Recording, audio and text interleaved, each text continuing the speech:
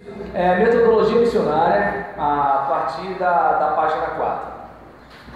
A gente tem a estratégia de Jesus, que era passar, por todas as cidades, povoados, ensinando nas sinagogas, pregando as boas novas do reino e curando todas as enfermidades e doenças. No caso de Paulo, depois que Cristo subiu aos céus e mandou que seus discípulos fossem suas testemunhas, Pedro assumiu a liderança e os discípulos começaram a pregar o Evangelho. Entretanto, como a perseguição foi se tornando acirrada, eu até falei sobre quando a gente não faz Atos 1:8, Deus obriga a gente a fazer Atos 8:1. E eu lembro que eu nem li para vocês justamente para provocar. E aí nisso os cristãos se dispersaram, e nesse tempo o apóstolo Paulo entra em cena, após sua conversão, tira proveito das estradas romanas para levar o Evangelho às principais cidades, e mesmo preso orientava as igrejas plantadas por meio das epístolas. Em relação ao planejamento e estratégia, cada grupo tem uma cultura e só pode ser alcançado por quem se empenha em pensar como natural daquele grupo, com sensibilidade e respeito às particularidades culturais do grupo que se quer alcançar, começando com o fim na mente, além de orar, é claro. Então a gente verifica que a gente precisa ter aquela ideia de que qual é a linguagem desse pessoal que eu quero alcançar, o que é caro para essa gente, porque quando a gente não considera isso, a gente às vezes pensa que está ajudando, mas está atrapalhando. Como aquela história daquele casal que tinha, não sei se era 40 ou 50 anos de casado, e aí uma pessoa chega e fala assim: moço, como é que você conseguiu ficar tanto tempo casado com essa senhora? E aí ele falou: é porque eu adoro o bico do pão, mas durante todos esses anos eu comi o pão cortando o bico e dando para ela. Aí, poxa, que bom, bonito isso e tal. E chegou para a moça e falou assim: e a senhora, qual é o segredo da senhora ficar tanto tempo casada com ele? É que eu odeio o bico do pão, mas como ele me dava com tanto carinho, eu sempre aceitei o bico do pão. Então, às vezes a gente acha que algo é maravilhoso, mas aquela pessoa para quem a gente vai comunicar não acha. E aí, de repente, a gente deixou, daí onde eu tenho falado com vocês a importância da gente ter uma estratégia para evangelizar os evangélicos, porque às vezes você pensa assim: poxa, mas eu prego, o pessoal resiste, o pessoal não sei o quê, porque de repente na cabeça do pessoal ser cristão não é isso que você está falando. De repente, para eles, ser cristão é o quê? É assim: eu nasci na igreja, eu fui criado na igreja, eu canto sabor de mel, eu escuto rádio evangélica, eu ando com Bíblia, de papel, porque do celular é coisa de ímpio, Então, digamos, eu acho absurdo, o pregador falar gíria. Eu falo até palavrão fora da igreja, mas eu acho absurdo, o pregador falar gíria. Então o que acontece? Assim, aí às vezes a gente pensa, que assim, que todo mundo pensa igual a gente na hora que a gente vai pregar, mas não é bem assim. Então, é aquele caso, todo mundo sabe, a gente canta, a gente sabe que mentir é pecado. Mas é interessante que assim, às vezes a gente mente assim numa tranquilidade, como se nada tivesse errado. Não que a gente não vai ser tentado a pecar e não que a gente não vá mentir. O problema é que pelo menos tem que ter aquela coisa assim, sinalizando, está errado. E a gente vive numa situação hoje em dia que as pessoas elas cometem o pecado com uma tranquilidade como quem está comendo uma banana, Fala. Eu entendo isso como temor. Mas eu não sei se dá para perceber que é o seguinte, vamos pensar. Por que o camarada consegue ter temor do matador da rua e não consegue ter temor de Deus, que é mais poderoso do que o matador da rua? Porque na cabeça dele, Deus assim, entende? Agora, matador não. Deu para entender? Então, está dando para entender só o que acontece. Aí eu não sei se dá para perceber que é uma compreensão equivocada da realidade, pelo menos no que tange a fé. Por quê? Porque o matador está sustentado no chão que está sustentado por Deus. Logo, Deus é mais perigoso que o matador. Andar na contramão da vontade divina é muito mais arriscado. Aí tem crente que tem receio do diabo. Ele peita você, ele bate de frente com o pastor, ele bate boca, faz e acontece. Mas agora, se você falar a palavra Satanás, ele já fica com uma... Dá um negócio assim... Vamos tá dando... E tem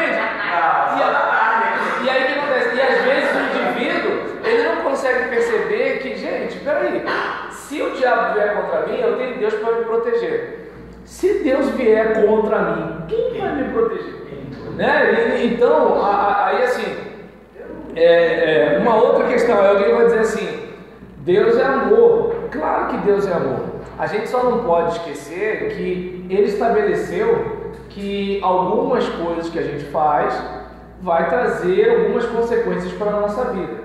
E que Ele mesmo pode prover para nós algumas alternativas, ou Ele pode também, como sentença, dificultar um pouco a nossa vida. Eis que repreende e castigo a todos quanto amam, quanto amam, ser pois zeloso e arrepende-te. Então, a gente vai observar que, assim como um pai ou uma mãe que ama muito seu filho, às vezes briga com o filho, briga feio, né? Hoje não, porque a Dilma assinou, mas pelo menos há um tempo atrás até a palmada tinha, né? E antes do estatuto, que é o meu caso, tinha a vara de goiaba, tinha o cabo de vassoura, tinha a sandália carina. A sandália carina é made in Satanás, né? Então, não, eu tenho uma raiva, eu não posso escutar falar de sandália carina, meu Deus, me dá até trauma. Era o tamanho? Não, era uma sandália que tinha. E aquela sandália parece que ela não estragava, ela não acabava. E quando, por exemplo, porque ela era um plástico duro, então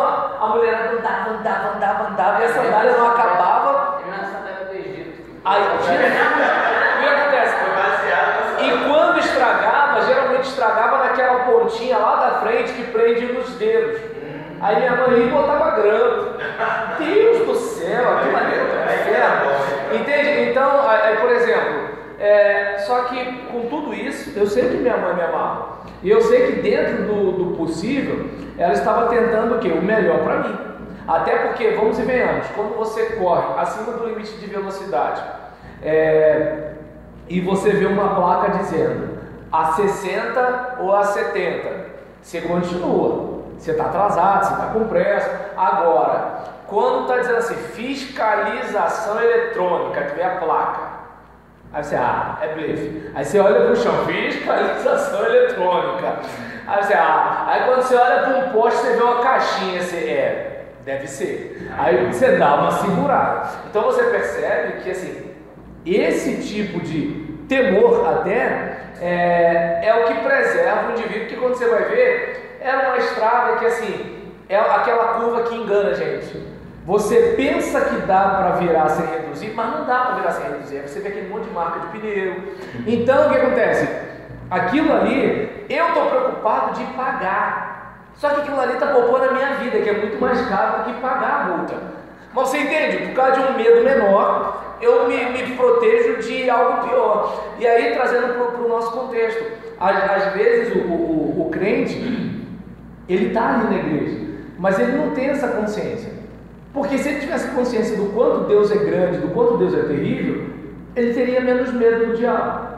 Se ele tivesse a consciência do quanto Deus é grande, do quanto Deus é poderoso, do quanto ele é muito mais perigoso da gente entrar em rota de colisão com ele do que qualquer outra pessoa, a gente faria como os apóstolos, que apanhavam, eram presos, acontecia, mas eles sabiam que é o seguinte, olha, entre fazer a vontade dos homens e fazer a vontade de Deus, né? E não vamos esquecer que o Deus que a gente crê que é um Deus amoroso, foi o Deus que quando Ananias e Safira mentiram ao Espírito Santo, foi o Deus que fulminou aquele casal. Então não vamos esquecer, né, que assim, o fogo do inferno não é a parede da casa do diabo, são grades da cadeia que Deus criou. Então, ou seja, o fogo que vai queimar e vai prejudicar a eternidade de muita gente é fogo criado por Deus.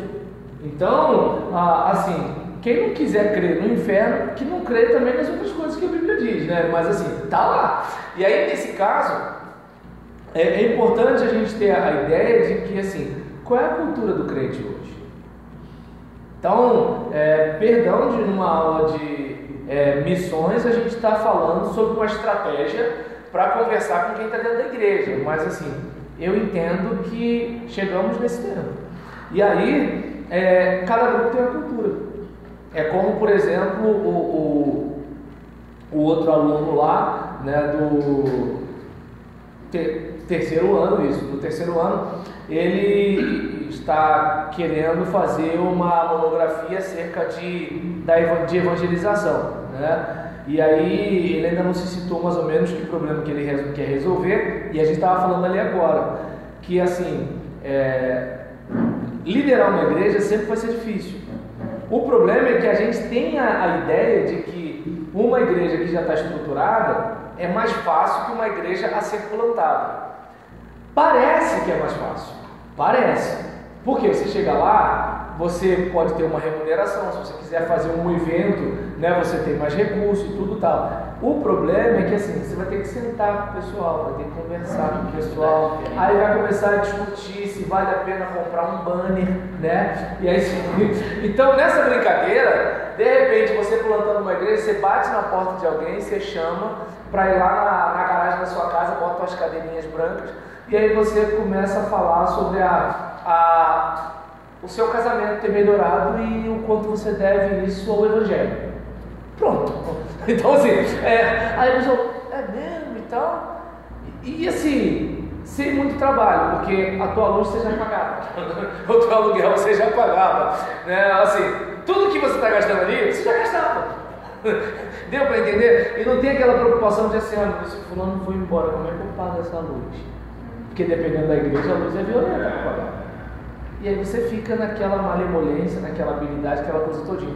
Então não se dá para perceber que assim, o aspecto cultural é muito importante, né? Porque você vai ter entre os pentecostais alguns paradigmas, você vai ter entre os tradicionais paradigmas diferentes, você vai ter entre os neopentecostais outros paradigmas, e aí o que acontece? Você praticamente precisa, como é que eu posso dizer? Trabalhar dentro daquele formato, mas ao mesmo tempo fazer um trabalho para que essas pessoas elas venham experimentar a salvação pela graça e a nova vida em Jesus, que é o seu trabalho principal. Seu trabalho principal não é manter a estrutura funcionando, seu trabalho principal não é o camarada ele ser um bom crente. O seu trabalho é ajudar aquele camarada a ser um discipulador. O seu trabalho é ajudar aquele cara a ser um seguidor de Jesus. Esse é o seu trabalho. E que se ele não é isso, possivelmente ele não está nem salvo. Então, é um negócio para a gente pensar. Ele pode até ser salvo, como uma lição que eu preparei no quarto trimestre do ano passado, né? Crentes salvos imaturos, crentes perdidos ou salvos imaturos, né? Porque às vezes o camarada é crente, mas está perdido. Às vezes ele é até salvo, mas é imaturo.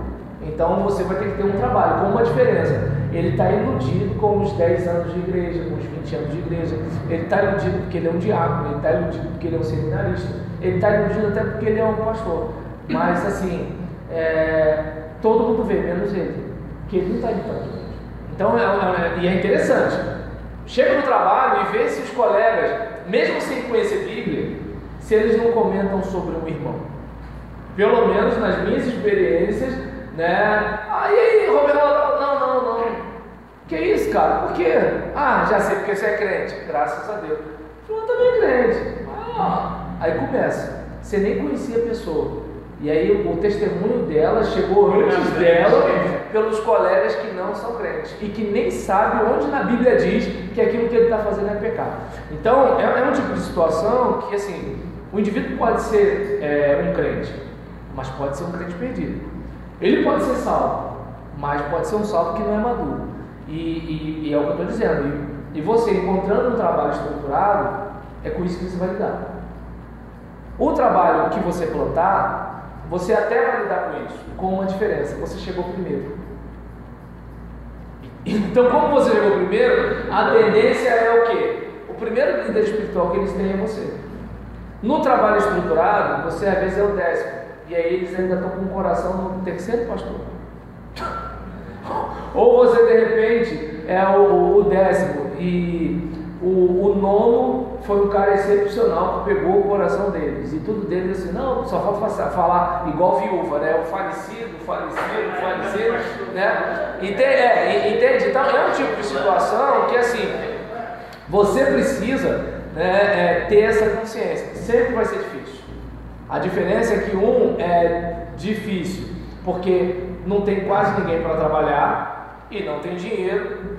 No outro tem dinheiro E tem gente que acha que como você é o remunerado, ou se você tiver ministros remunerados, os outros que são remunerados têm que trabalhar, porque ele é um crente que está ali com os seus direitos para ser atendido. Então é um tipo de situação que assim, claro, eu não estou dizendo que toda igreja que você plantar vai ser fácil e que toda igreja que você encontrar pronta vai ser difícil.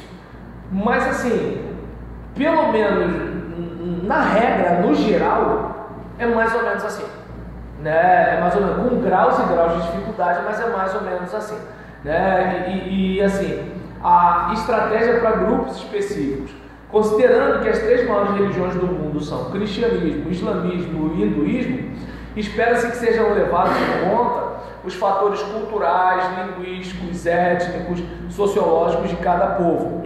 É importante que a gente pense o seguinte: peraí, o que é certo e o que é errado para essa gente? O que significa esta palavra para essa gente? E aí, aquele caso, o que é ser branco, o que é ser negro, o que é ser moreno, o que é ser amarelo para essa gente? Porque tem que pensar isso tudo, porque se você não pensar isso tudo, você de repente está fazendo um negócio, você pode de repente aqui no Brasil fazer uma abordagem evangelística numa determinada região e você ser mal interpretado. Por exemplo, digamos, tem lugares que se você for evangelizar, você homem, se dirigir primeiro à mulher e não o cara que está do lado dela, ou se você mulher, se dirigir primeiro ao homem e não a menina que está do lado dele, a pessoa já te olha torto. E qual é desse irmão? Entende como é que é o negócio? Né? Assim, é importante, né, que a gente pense nisso. E isso, como eu falei, até mesmo em relação à própria igreja, né? Digamos, tem situações em que, por exemplo, minha esposa me encarna, ela fala que eu não falo como pastor, né? E aí nisso, outro dia eu fui pregar numa igreja e o irmão depois falou comigo assim: "Você falar gente boa no púlpito?" Deu vontade de falar o seguinte: você tem a ver com isso, mas aí a gente é pastor, né? A gente se segura. E aí eu falei: tá, mas e por que também a gente tem que botar gravata? Não, mas aí não, entende? Não, mas é porque é uma palavra que assim fica, como é que eu posso dizer? É como se diminuísse a dignidade do ambiente religioso, do culto, aquele negócio do dia e tudo tal. Aí eu falei: tá, mas e quem garante que quando a gente está de pé na hora da leitura da palavra, a gente realmente está respeitando a palavra? Porque ficar em pé ali é um gesto simbólico de uma atitude de coração. Aí eu pergunto: se a gente realmente respeitasse a palavra, a gente não ia evangelizar mais? A gente não ia orar mais? A gente não ia falar menos da vida dos irmãos? Então a gente sabe que assim, não é bem assim. O símbolo deve corresponder ao objeto, mas nem sempre isso acontece, né? O cara que está querendo passar a conversa na menina, ele pode falar: eu te amo, e vou gritar para todo mundo ouvir, né? Esqueci, você não lembra dessa época. Essa lembra? Da Simoni tu lembra, roupa nova tu lembra, tá certo. Então vamos lá, continuando.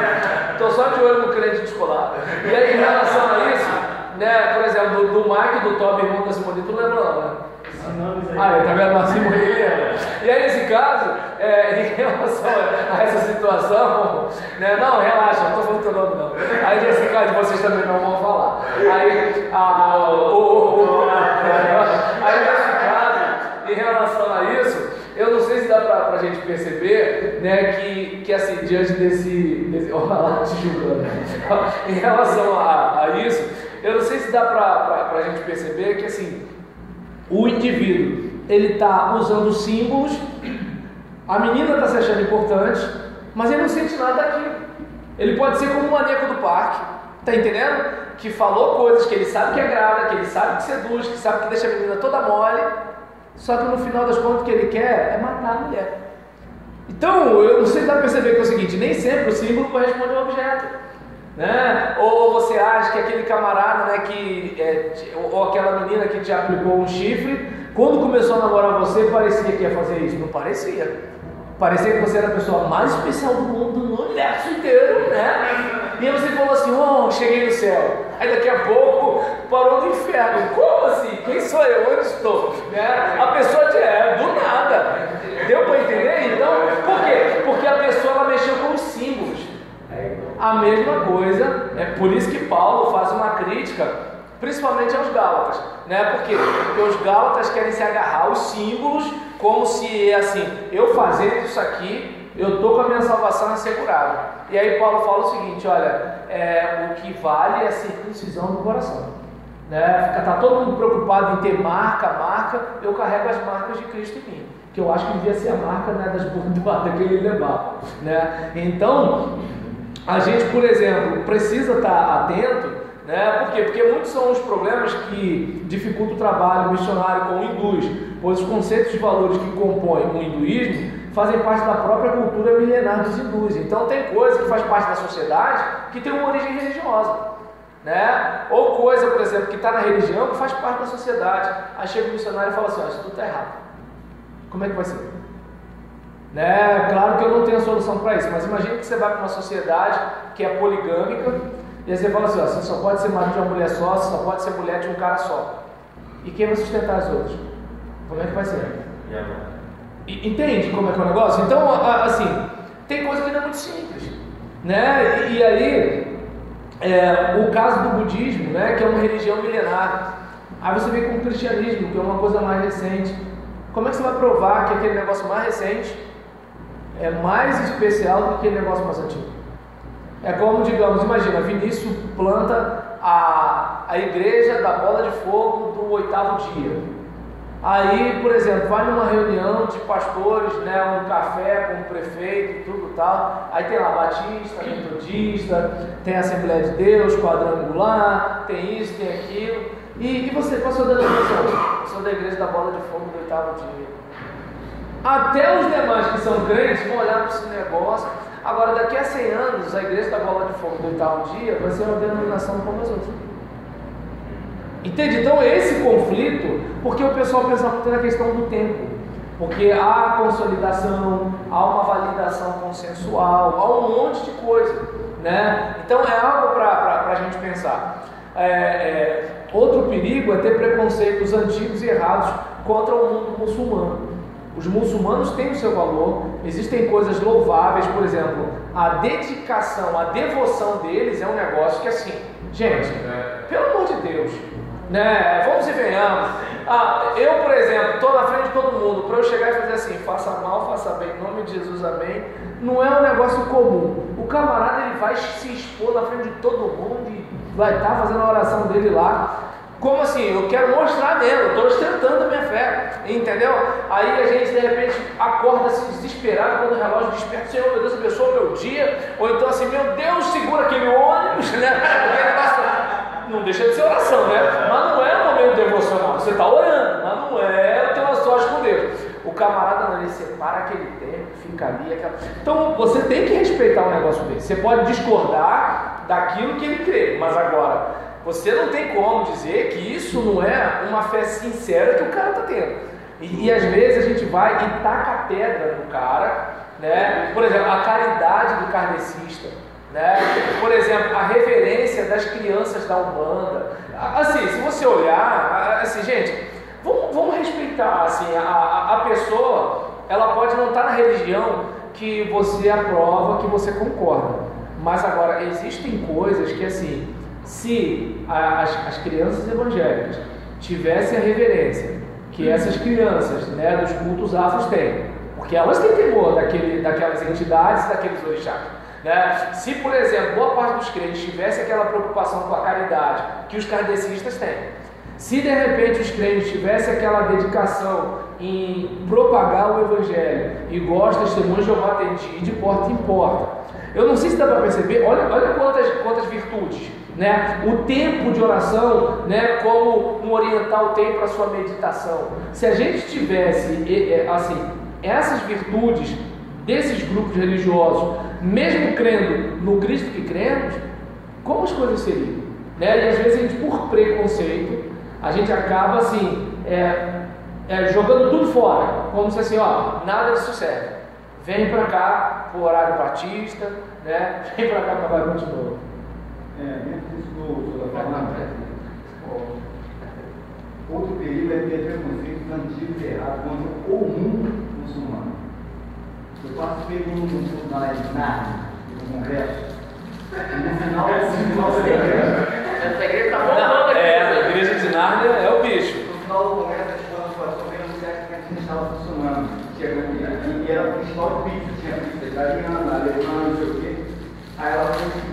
frases, estou falando no congresso. Tem uma pizza iraquiana. Não, deve ser uma bomba. Todo mundo viu. Mas eu achei que tinha uma falta de sensibilidade tão grande. Porque eu pensei no Zé, se tem um muçulmano aqui, tem aqui, vamos lá, como é que funciona um congresso lá, né? É que nem dizer, negro é ladrão. Exato, atribuiu, entendeu? Aí você que é negro que não é ladrão, pô, que machuca. Mas é esse, Diogo. Eu fiquei pensando, poxa, De processo.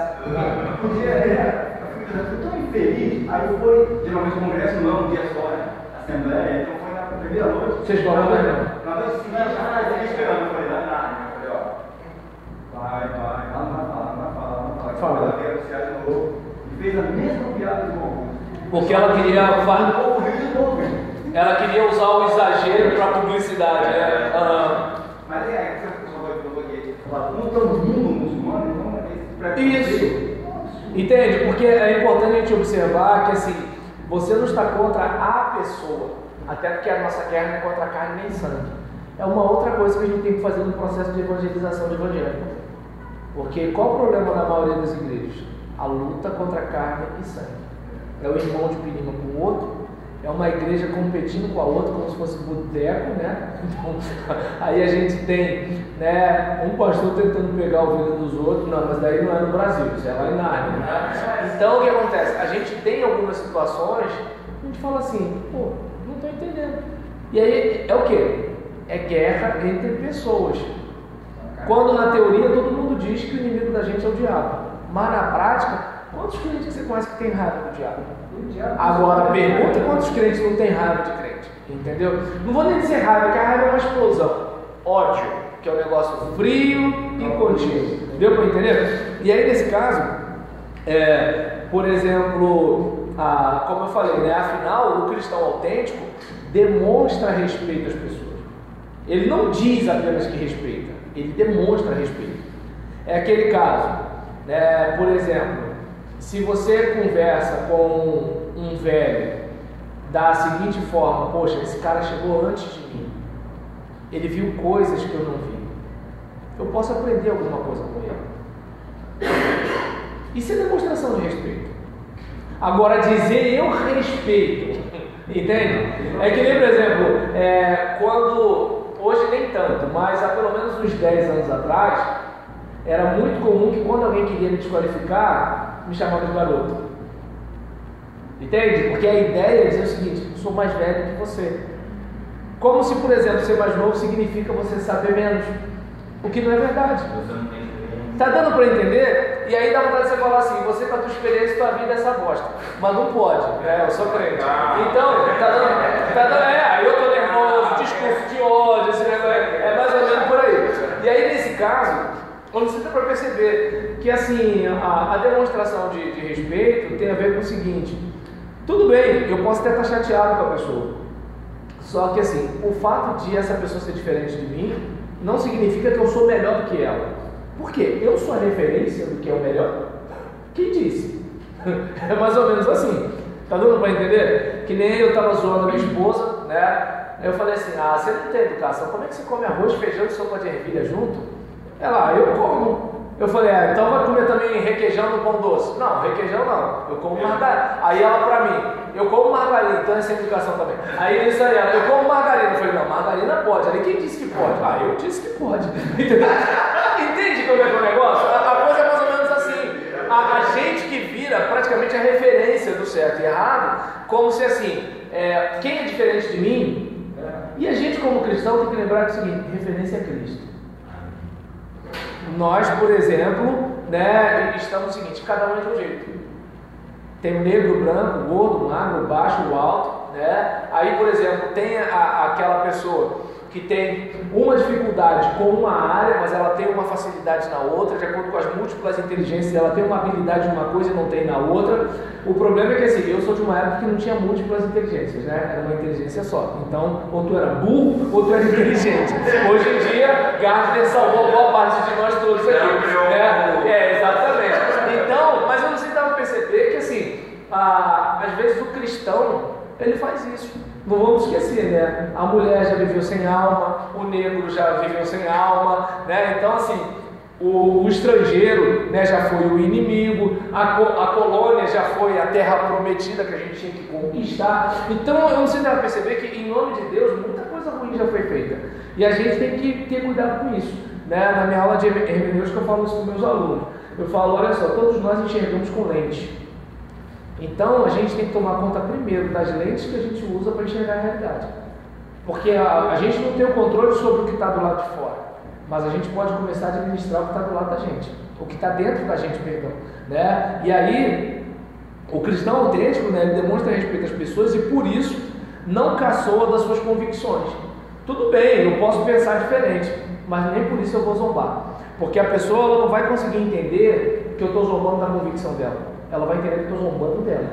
Né? E aí, né, nesse caso, essa atitude amorosa, pouco a pouco, vai reduzindo o impedimento no relacionamento diário. Né? Ah, não sei porque esse pessoal não quer Jesus. Não é que não quer Jesus. A nossa igreja, que em vez de ser acolhedora, é repelente. Embora todo mundo diz que a igreja é acolhedora. Mas é engraçado, não é só aquela panela. Ninguém de fora entra. A não ser que alguém case com alguém da panela, alguém namore alguém da panela, alguém seja amigo. Agora ficou de mal com aquele alguém da panela, o grupo te rejeitou. Aí eu pergunto, isso não é acolhedor. Isso é um grupo social como qualquer outro. Cadê a aliança do sangue de Jesus? Então essa é a questão que você precisa se apegar para começar um trabalho cristão. Porque senão é um trabalho até denominacional. Mas não é cristão. Né? E aí é a questão da contextualização. O missionário tem o dever e o privilégio de encarnar entre as pessoas com ações práticas através da vivência, né? Da vivência cristã, seguindo o mestre, interessando-se pelas pessoas, avizinhando conceitos e princípios milenares do cristianismo protestante, extraídos da literatura judaico-cristã, a sociedade chamada pós-moderna, respeitando o quê? A mediação cultural inevitável na enculturação da fé. E aí a mediação cultural, que é o aporte teórico utilizado para se comunicar determinada experiência de fé, no nosso caso, em determinado lugar e tempo. É o instrumental linguístico e cultural que permite tornar compreensível a comunicação de uma mensagem. Por exemplo, hoje o nosso mecanismo de memória é audiovisual, não é escrito praticamente. Então, se você não pegar esse suporte, dificilmente você vai se comunicar com a nova geração. E aí uma outra coisa, a mídia que eles mais usam tem a ver a mídia digital. Está todo mundo olhando para o celular. Então o cara do carro, em vez de ele olhar para o outdoor, que já era um negócio que distraía, ele olha para o celular. Está todo mundo lá. E tua igreja? Às vezes tua igreja não está. Tua mensagem não está.